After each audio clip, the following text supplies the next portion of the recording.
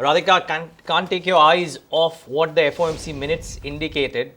At least the minutes hinted towards a larger or a stronger likelihood of a lift off, irrespective of the quantum and the commentary. What did you make of the FOMC minutes? Good morning. Yes, I think the FOMC minutes essentially reflected and reinforced what we know since the late October FOMC meeting. So to mean that the central bank is priming the markets to take out for the rate lift off to begin in December. In fact, our U.S. economist is of the view that the central bank is going to have a deliberate and a very predictable rate path. What that means is they're going to move every quarter next year after the rate hike start this year. But of course, for all this to, the plan to work out, you need the data to toe the line. So what that means is you need unemployment rate to continue to slow, you need inflation and wage pressures to look up, but still make the Fed look like it has arrested that inflationary pressures that could kick in further down the line. But I think there are risks that we also need to keep an eye on. One, that the export growth in the US has slowed down. Mainly because of the strong dollar, and you also have uneven global demand, and you also have housing that is looking good now, but the last time we saw 2013 when rates started going up, that the housing market took a turn for the worse. So these are two pockets that one needs to pay attention to. But certainly FOMC minutes post that, I think the probability will only rise that the rate liftoff will occur in the December meeting. Radhika, hi, good morning. The bigger worry, I think, for Indian equities is the warning set out by Chinese Premier Xi Jinping. He's saying that China faces considerable downward pressure. Clearly seems like, China is going to be the black box yet again, maybe, them spooking global equities as we've seen about 2 months back. It seems like, the pain is still not out of the system. That's true. Chinese growth, I think it's widely known now that they've come below the 7% mark, and we're still waiting for the 5-year plan comments to be formalized. But I think at a formal level, it's the target is going to be reset at about 6.5%. And when that happens, I think the explanation behind is essentially the same. It's to say that the economy is slowing down.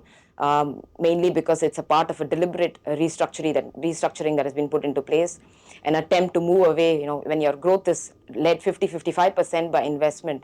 I think that, and consumption takes a much smaller role. It's a very imbalanced recovery. So you need to move away from investment, mainly government investment, and concentrate more on the consumption-driven growth. So yes, to mean that Chinese growth will slow down, and I think the markets are priming for that.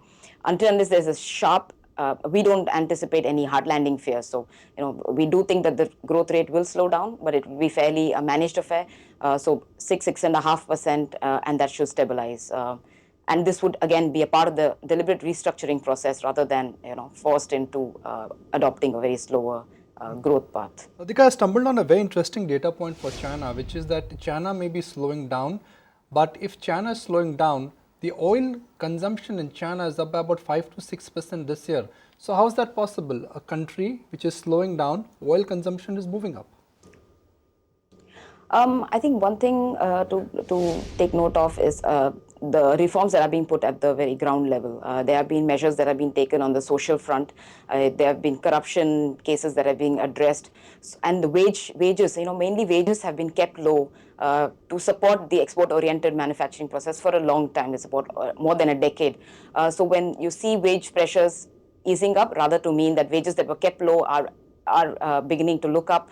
The orientation is also moving from just being a factory of the world to being more value-added industrial policy. So these things are the ones that will be supportive of the consumption story on a medium-term basis. So that is a shift that is expected to propel consumption more than investment. So then investment will remain a good driver, probably a bigger driver at least for the next 3-4 years. But consumption will increasingly play a bigger role in the growth mix. Quick word, Radhika, on the Indian scenario as well, because after the Bihar verdict, the government seems to be on overdrive mode when it comes to reforms. Almost every single day, we've seen a new policy being unveiled, and all of them seem to be spot on. Yes, we've seen, even yesterday we had another bunch of measures that were unveiled. So the main theme for the reform seemed to be piecemeal, seemed to be broad-based. So you've seen support on the FDI end, you've seen even divestment. I mean, Coal India, 10% stake being put up front, which is going to be very good for divestment proceeds in particular. Then you've seen other piecemeal measures being taken across the board.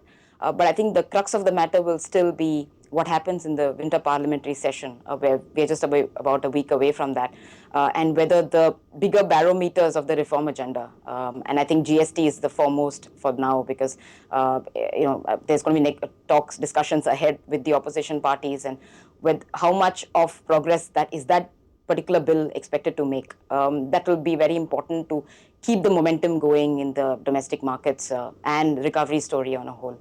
So yes, I think they've re-emphasized that developmental agenda has not been left despite the setback at the Bihar elections. But I think that there is going to be pending and tougher decisions to be made when we enter into the parliamentary session later this month. Radhika, good speaking with you. Thanks much for taking the time out and chatting with us today. Find us on Facebook at facebook.com/ETNow and don't forget to click the like button. You can also follow us on Twitter at ETNowLive. To stay updated with all our programming, hit the subscribe button on our YouTube channel by logging on to youtube.com/user/ETNow.